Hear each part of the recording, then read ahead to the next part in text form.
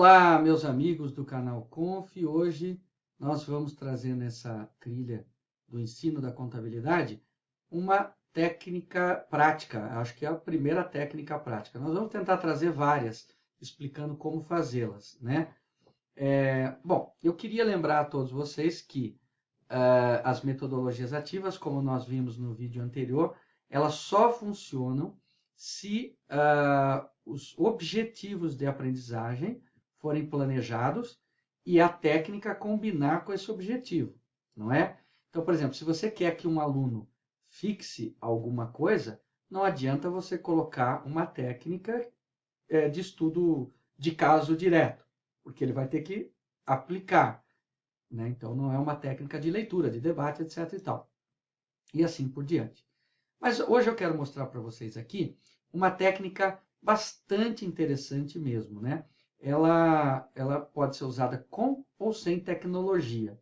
Esse é um ponto também importante que eu quero tocar com vocês aqui, é que sempre que você for fazer uma técnica que envolve tecnologia, prepare um plano B sem tecnologia, caso seja possível. Porque se furar a tecnologia, você tem como aplicar a técnica ainda assim. A técnica que eu quero mostrar para vocês hoje é a chamada instrução por pares, ou peer instruction. Não sei se vocês já conhecem essa técnica, mas ela é bastante interessante. Ela leva a um desenvolvimento de raciocínio lógico acerca de um determinado conhecimento. Vamos ver, então, como funciona a técnica do peer instruction? Vamos lá. Bom, primeiramente um pouco da história, né? O que é a técnica do peer instruction? Ela é uma estratégia que foi criada por Eric Mazur em 1991 na Universidade de Harvard, né? E o que queria o Mazur com essa técnica? Engajar os alunos, fazer com que os alunos participassem da aula, né? Então, imagina só, é a mesma coisa que você está na sala de aula e aí você vê um monte de aluno disperso, conversando, você está ali passando conteúdo, ou mandou até eles lerem conteúdo, estudarem conteúdo, mas se vê que eles estão todos ali perdidos.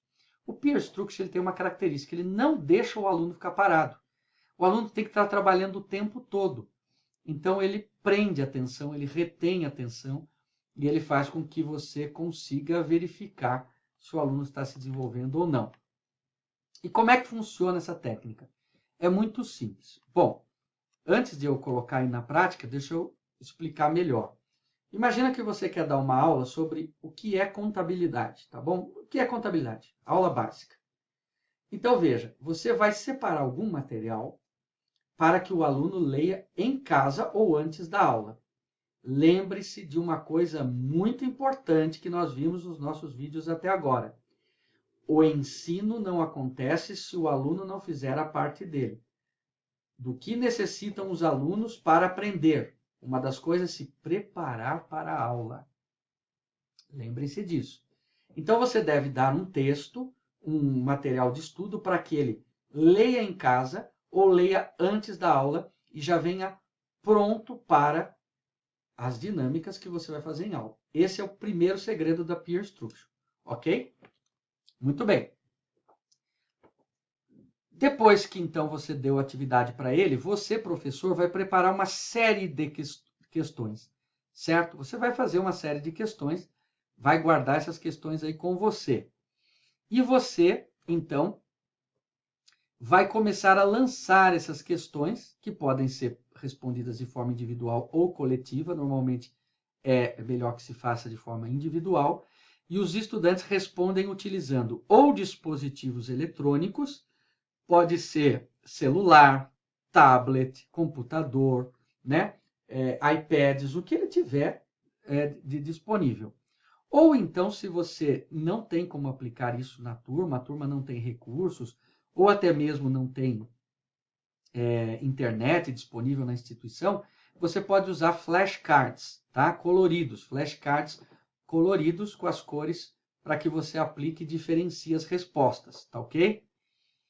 Bom, seja pelo instrumento eletrônico ou pelo flashcard, ele permite que o docente visualize os resultados, analisando o nível de compreensão da turma em relação ao assunto. Tá? Então, o professor faz a pergunta e observa a resposta da turma. E aí tem uma ação correspondente a isso que eu já vou falar como funciona. Qual é o objetivo dessa técnica? É a construção coletiva do conhecimento pela troca de informações. Ok? Então vamos lá. Quais as competências envolvidas na técnica do Peer Instruction? É domínio de múltiplas linguagens, é uma das competências desenvolvidas. A leitura compreensiva, né? Ele vai ter que aprender a ler. A capacidade de resolver problemas de forma individual e também em grupo. Essas são as competências desenvolvidas no Peer Instruction. E aqui a sequência que eu quero passar para vocês. Olha, qual é a sequência didática para se dar isso? Então vamos lá. Ó, vocês lembram que eu falei que o professor ele dá um material para o aluno ler em casa, né? Ok, então o aluno vai ler em casa. Vai vir preparado para a aula. Você tem uma opção. Ou você inicia com perguntas e não faz nenhuma explanação breve, ou você até começa com uma breve explanação. Veja que Mazur, o criador da técnica, ele sugere que você comece uns 15 minutos falando sobre o tema. Sugestão. Muito bem. Aí é feita a primeira pergunta. Essa primeira pergunta, normalmente, ela é mais básica, ela é mais simples. O que você, né? O que é tal coisa? A gente vai ver uns exemplos no próximo vídeo. Bem, o professor observa a resposta.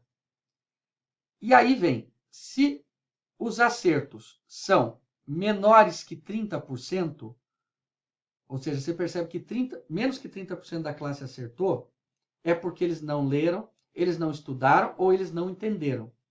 Então, o professor deve parar, fazer uma revisão completa, fazer uma breve explanação e perguntar novamente. Aqui, você pode fazer essa revisão completa, você faz a mesma pergunta. E vai ficar nessa pergunta até que o percentual de 30% seja superado. Superou, vai para a próxima pergunta, que normalmente tem um nível de dificuldade mais avançado. E vai indo. Você pode fazer a aula inteira de perguntas, contemplando uma sequência lógica de conhecimento do básico até o mais avançado. Pergunta de novo. Perguntou. Se os acertos foram entre 30% e 70%, quer dizer que a classe está entendendo mais ou menos. Então, aí você põe eles para discutir em pares. Ou seja, você forma duplas, pares, e pede que eles verifiquem as respostas, se eles estão de acordo, se eles não querem revisar, conversa, um troca com o outro, né? E se eles mantêm a resposta ou trocam a resposta. Repete a pergunta até que esse percentual seja superado, tá? E gera novas respostas.